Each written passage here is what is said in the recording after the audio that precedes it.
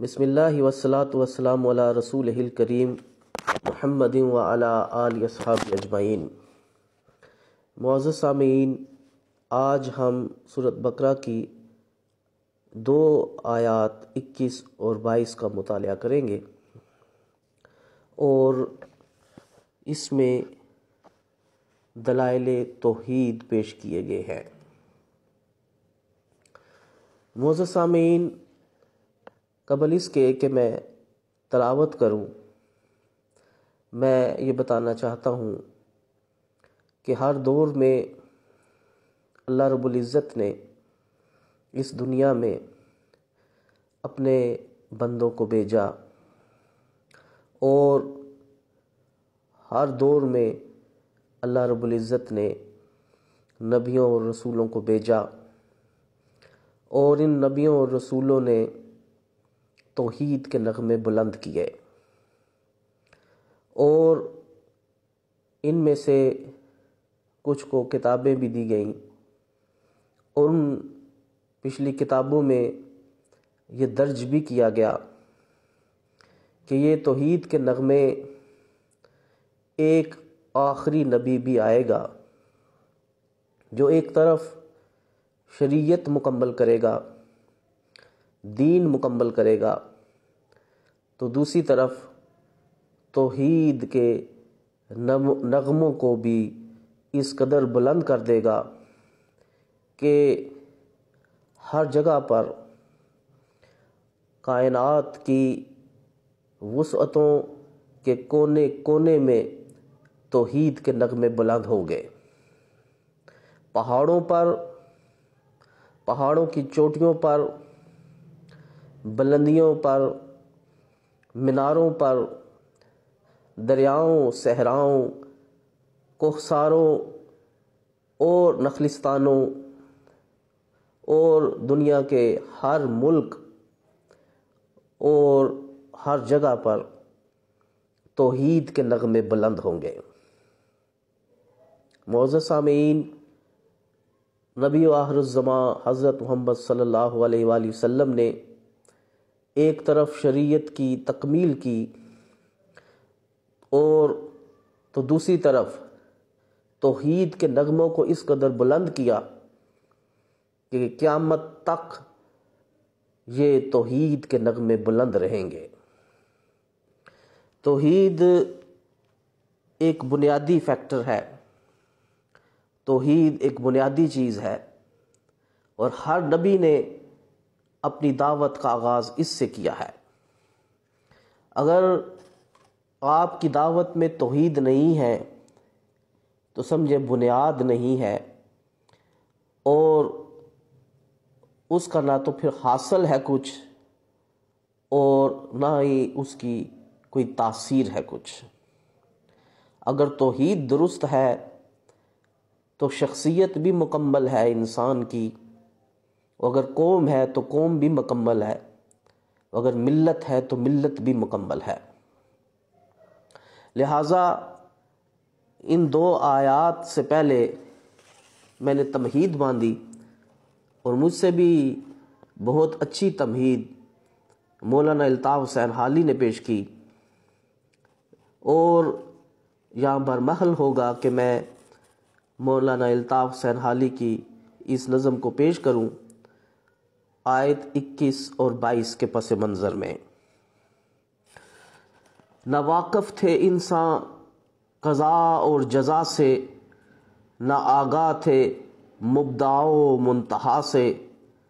لگائی تھی ایک ایک نے لو ماسوا سے، پڑے تھے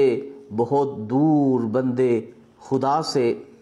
یہ سنتے ہی تھرا گیا گلہ سارا، یہ رائی نے للکار کر جب پکارا، کہ ہے ذات وحدت عبادت کے لائق، زباں اور دل کی شہادت کے لائق،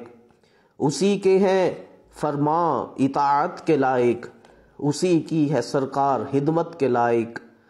لگاؤ تو لو اس سے اپنی لگاؤ، جھکاؤ تو سر اس کے آگے جھکاؤ، اسی پر ہمیشہ بھروسہ کرو تم، اسی کے صدا عشق کا دم بھرو تم، اسی کے غضب سے ڈرو گر ڈرو تم، اسی کی طلب میں مرو گر مرو تم، مبرہ ہے شرکت سے اس کی خدائی، نہیں اس کے آگے کسی کو بڑائی، ہرد اور ادراک کو رنجور ہے وہاں، میں و مہر ادنا سے مزدور ہے وہاں۔ یہ چاند اور سورج ہیں، میں و مہر، جہاندار مغلوب و مقہور ہے وہاں، نبی اور صدیق مجبور ہے وہاں، نہ پرستش ہے رہبان و احبار کی وہاں، نہ پرواہ ہے ابرار و احرار کی وہاں۔ ایک قرآن کی آیت میں یہ توحید کے پس منظر میں آیت ہے کہ رہبان و احبار کی جو ہے وہ پرستش کی جاتی ہے۔ عدی بن حاتم عیسائی تھے جب، تو حضور صلی اللہ علیہ وسلم کی خدمت میں تشریف رکھی ہوئی تھی انہوں نے،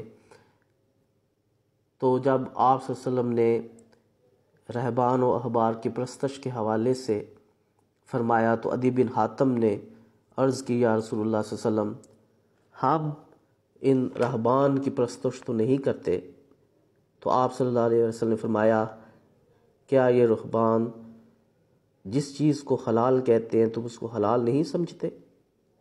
اور جس چیز کو یہ حرام کہتے ہیں تم اس کو حرام نہیں سمجھتے؟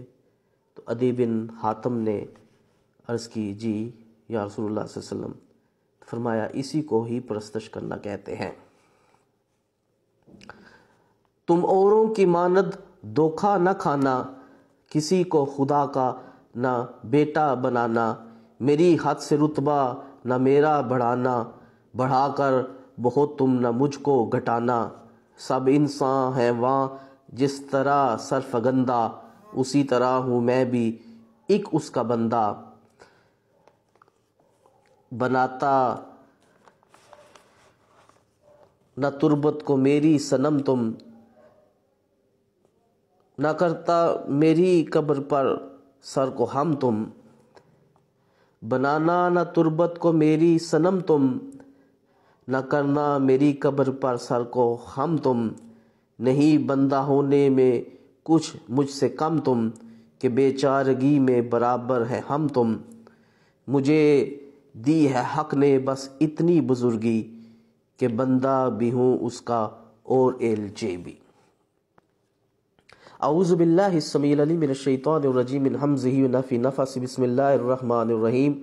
یا ایھا الناس اعبدوا ربکم الذی خلقکم والذین من قبلکم لعلکم تتقون، الذی جعل لکم الارض فراشا والسماء بناء وانزل من السماء ماء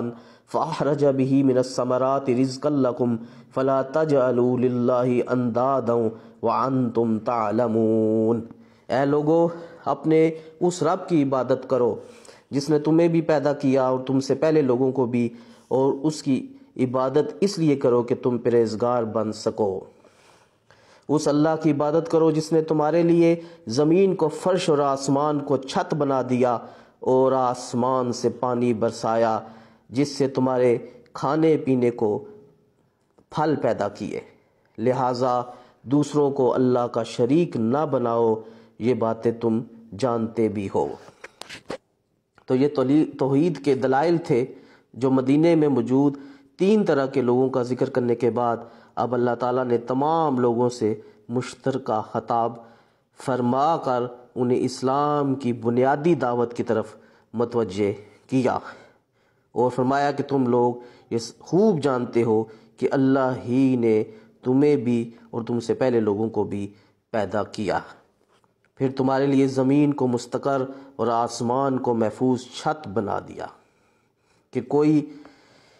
سیارہ اوپر سے گر کر زمین کو تہس نہس نہیں کر دیتا، پھر تمہاری تمام ضروریات زندگی اسی زمین سے وابستہ کر دیں، اور گائے بگائے آسمان سے بارش برسا کر تمہارے کھانے پینے کی چیزیں اور پھل وغیرہ بھی وہی تمہیں مہیا کرتا ہے، اور پھر تمہیں عبادت بھی صرف اسی